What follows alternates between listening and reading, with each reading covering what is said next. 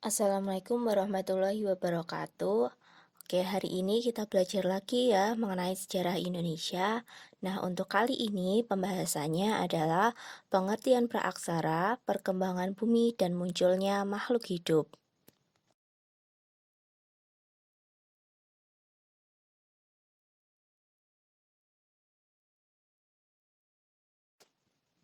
Pada pengertian zaman praaksara ini, kita akan membahas terlebih dahulu kata prasejarah itu kenapa tidak digunakan dan juga lebih menggunakan kata praaksara.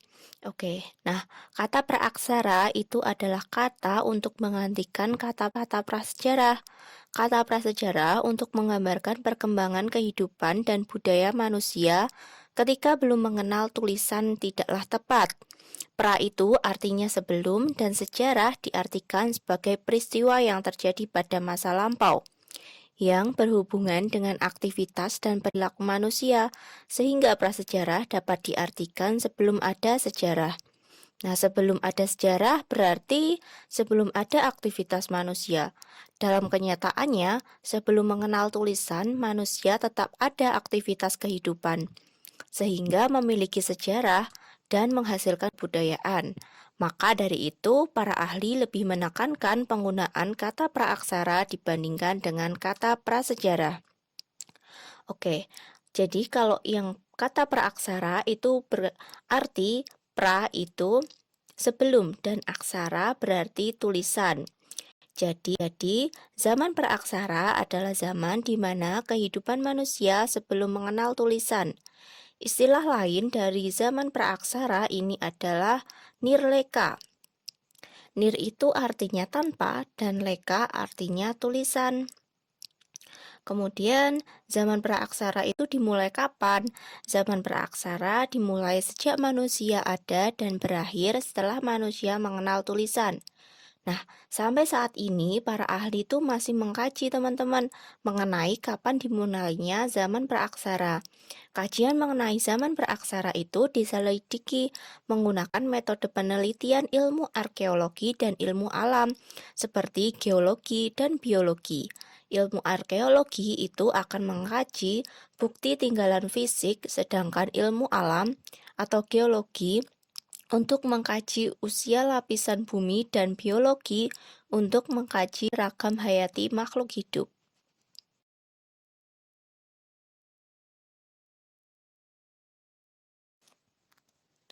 Pada asal-usul bumi ini, terbentuknya alam semesta termasuk bumi, ada peristiwa yang namanya peristiwa Big Bang atau ledakan atau dentuman besar. Nah, terjadi sekitar 13,7 miliar tahun yang lalu. Nah, ledakan tunggal ini melontarkan materi dalam jumlah yang sangat besar ke segala penjuru alam semesta. Materi-materi ini kemudian mengisi alam semesta dalam bentuk bintang, planet, debu kosmis, asteroid, energi, dan partikel-partikel lainnya. Kemudian membentuk sistem tata surya. Bumi adalah salah satu hasil dari lontaran tersebut. Nah, pada awalnya bumi itu berbentuk gumpalan gas panas nih teman-teman yang terus-menerus berputar. Selanjutnya, bumi semakin lama akan semakin dingin dan berbentuk bola padat. Bumi lalu berevolusi hingga mencapai keadaan yang seperti sekarang.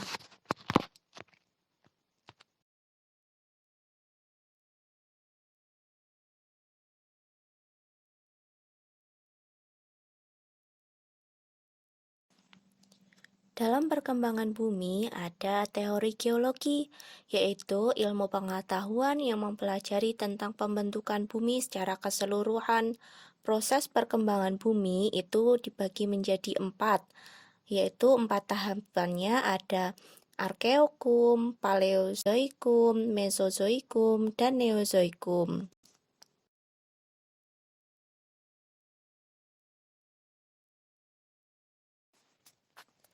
Untuk masa Arkaikum atau zaman tertua, nah pada masa ini, pada zaman tertua itu diperkirakan terjadi pada 2,5 miliar tahun yang lalu. Pada masa ini, keadaan bumi itu masih labil, menyerupai tiruan bola gas dan kulit bumi masih dalam proses pembentukan. Selain itu, belum ada tanda-tanda kehidupan. Hal ini karena suhu bumi memang masih sangat tinggi, sehingga tidak memungkinkan adanya makhluk hidup itu ada, teman-teman.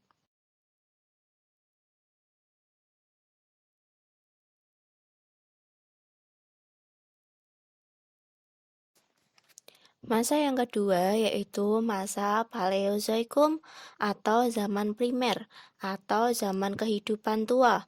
Nah, zaman ini itu berlangsung sekitar 500 sampai 245 juta tahun yang lalu. Keadaan bumi pada itu lebih stabil dibandingkan masa sebelumnya, meski belum secara menyeluruh.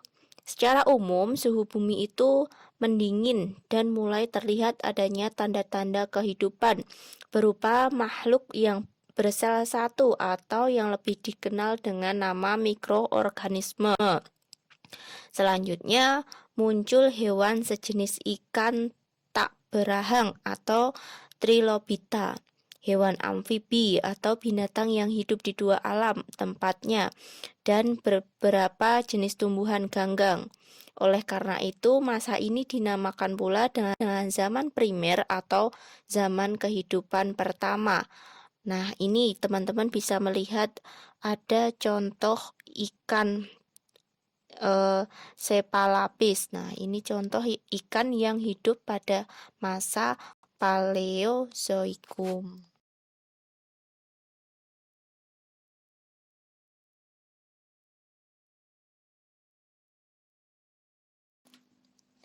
Di masa yang ketiga ini ada masa Mesozoikum atau zaman sekunder atau juga zaman pertengahan. Berlangsungnya sekitar 245 sampai 65 juta tahun yang lalu. Nah, bumi itu sudah semakin stabil. Meskipun demikian, suhu masih berubah-ubah.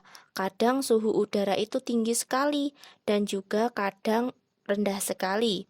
Nah, kalau curah hujannya mulai berkurang, sungai-sungai yang besar dan danau banyak yang kering dan berlumpur. Untuk pohon-pohon besar dan hewan hidup di darat mulai muncul.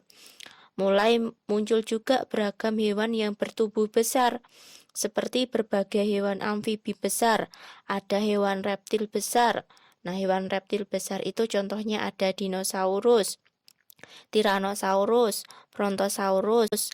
Nah, kemudian ada juga Pteranodon yang reptil besar dan memiliki sayap mampu terbang berjam-jam lamanya.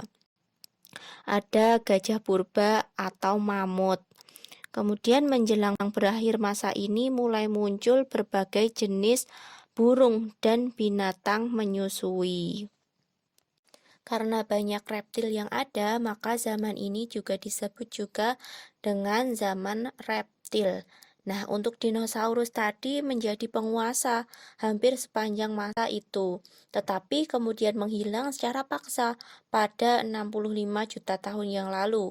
Kepunahan dinosaurus ini secara massal itu diperkirakan akibat tumbukan meteorit raksasa yang membuat bumi itu diliputi dengan debu.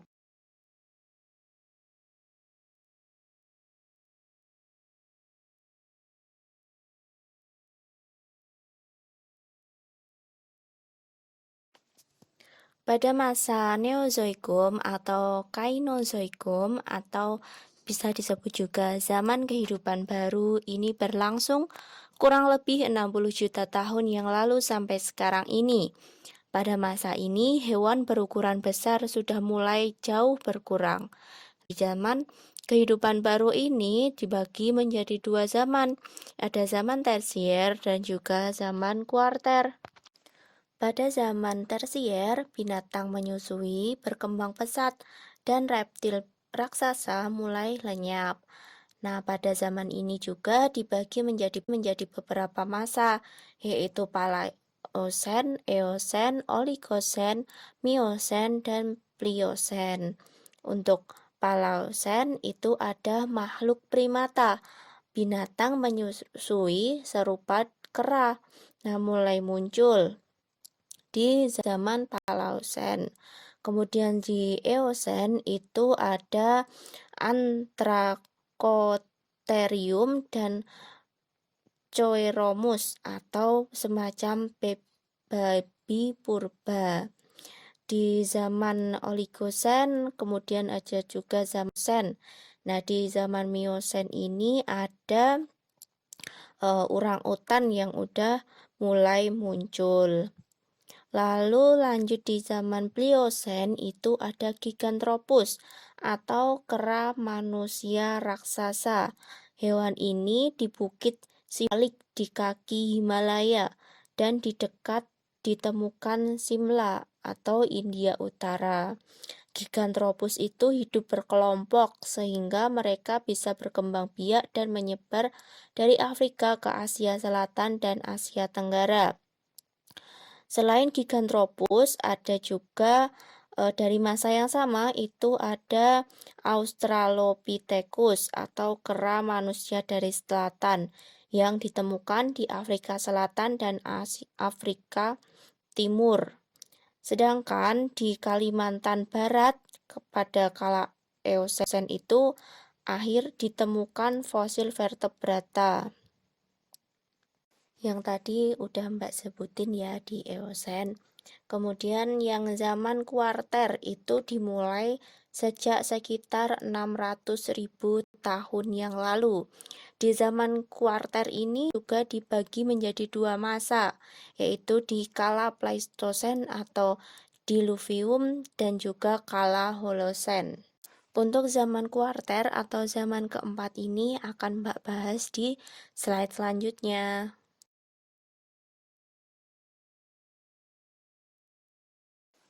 Pada kala Pleistosen atau Diluvium, itu muncul kehidupan manusia purba. Nah, ini menjadi masa yang sangat penting karena sudah ada kehidupan manusia purba. Kemudian untuk keadaan alamnya bagaimana?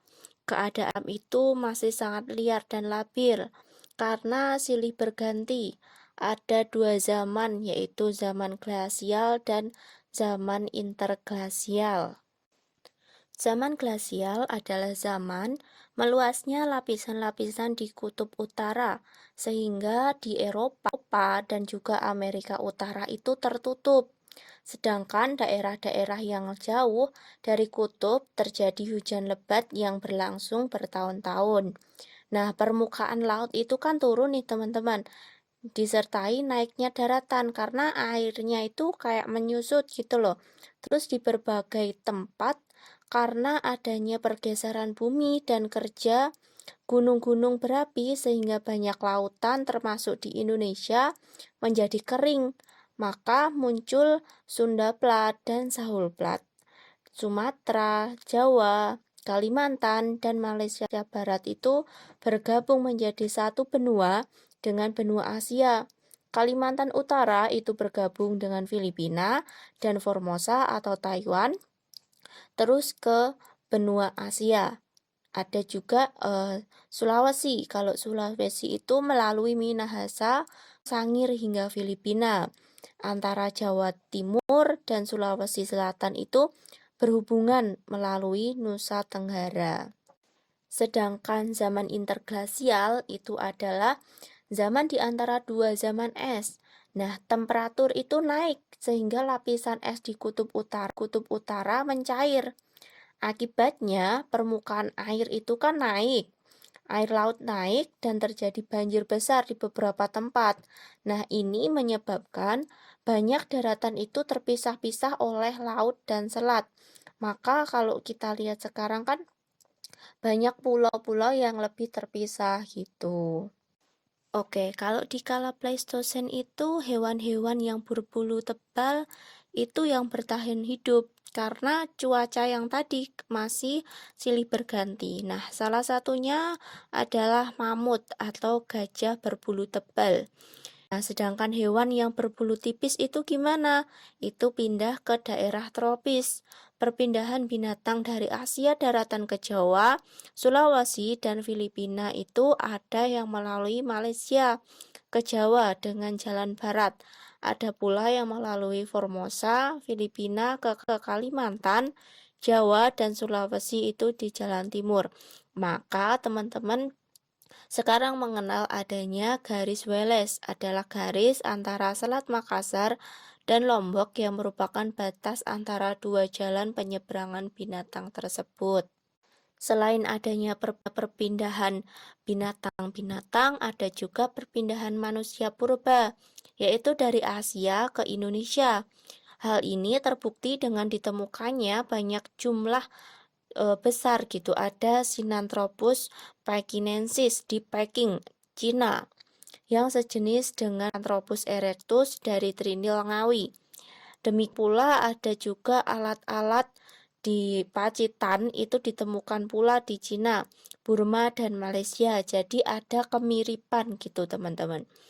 Kalau Homo wajakensis itu yang merupakan nenek moyang bangsa Australoid pada kala Pleistosen Tengah dan Pleistosen Atas. Itu menyebar dari Asia ke selatan. Oke, sebagian besar dari mereka itu sampai ke benua Australia dan menurunkan penduduk asli Australia, yaitu ada suku Aborigin.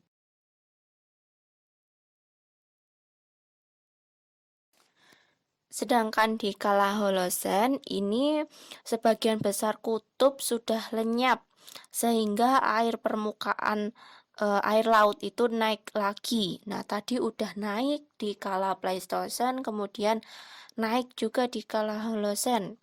Jadi semakin lama semakin naik dan banyak daratan juga yang semakin terpisah-pisah.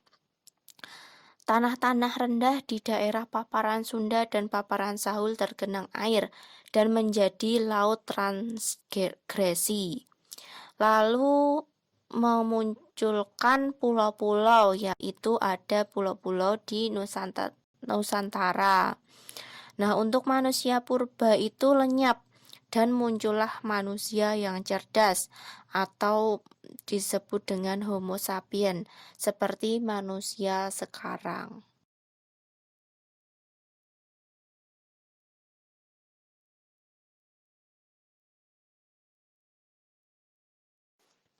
Pada perkembangan makhluk hidup kita akan bahas. Nah, bagaimana kemunculan makhluk hidup itu pertama kali? Coba teman-teman, gimana makhluk hidup itu pertama kali ada? Bumi itu berkembang atau berevolusi sedemikian rupa sehingga memungkinkan munculnya makhluk hidup. Kemudian ada dua teori, itu ada teori dari Harold Urey dan teori Charles Darwin. Mungkin teman-teman familiarnya lebih ke Charles Darwin ya. Tapi di sini Mbak kasih satu teori itu menurut Harold Urey. Jadi menurut teori ini itu ada kehidupan yang terjadi pertama kali itu di atmosfer atau udara. Pada perkembangannya itu terbentuk atmosfer yang kaya akan molekul-molekul seperti ada CH4, NH3, H2, dan H2O. Karena adanya loncatan listrik akibat halilintar dan sinar kosmik, terbentuklah asam amino yang memungkinkan adanya suatu kehidupan. Kalau di teorinya Charles Darwin itu sebenarnya ia itu pertama kali itu membayangkan bahwa sejarah kehidupan di bumi itu mirip dengan sebuah pohon yang sangat besar yang pada awalnya tuh adalah batang yang berupa tunggal gitu. Nah, sel-sel pertama itu pohonnya. Tapi spesies-spesies baru bercabang dari tunggal itu dan terbagi menjadi dahan-dahan atau famili tumbuhan dan binatang. Lalu menjadi ranting-ranting, yakni semua spesies dalam famili tumbuhan dan binatang yang hidup sekarang ini.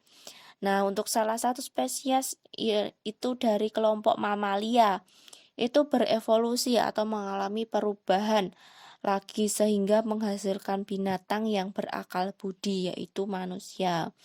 Beliau itu meyakini bahwa manusia adalah binatang yang berakal budi.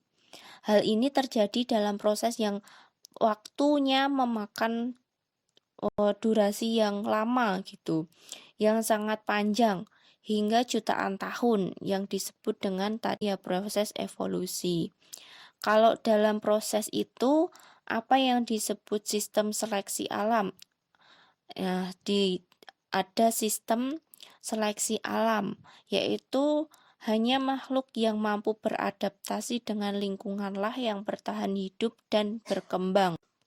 Mungkin teman-teman dari SMP udah pernah dijelaskan mengenai teori Charles Darwin itu ada manusia yang belum sesempurna sekarang. Dari penggambarannya mereka masih jalannya jongkok, kemudian menuju ke perubahan bentuk dan menyerupai manusia yang sekarang ini. Oke, udah masuk slide terakhir. Di slide terakhir ini, terima kasih teman-teman udah menyimak dari awal hingga akhir videonya. Untuk teman-teman ada yang kurang paham atau membutuhkan sesi diskusi, bisa menuliskan di kolom komentar ya. Nanti kita jawab bersama-sama sama teman-teman di satu kelas. Jangan lupa teman-teman juga presensinya diisi gitu, jangan sampai terlupakan. Dan yang paling penting teman-teman jangan lupa untuk patuhi protokol kesehatan. Salam sehat ya buat semuanya. Wassalamualaikum warahmatullahi wabarakatuh.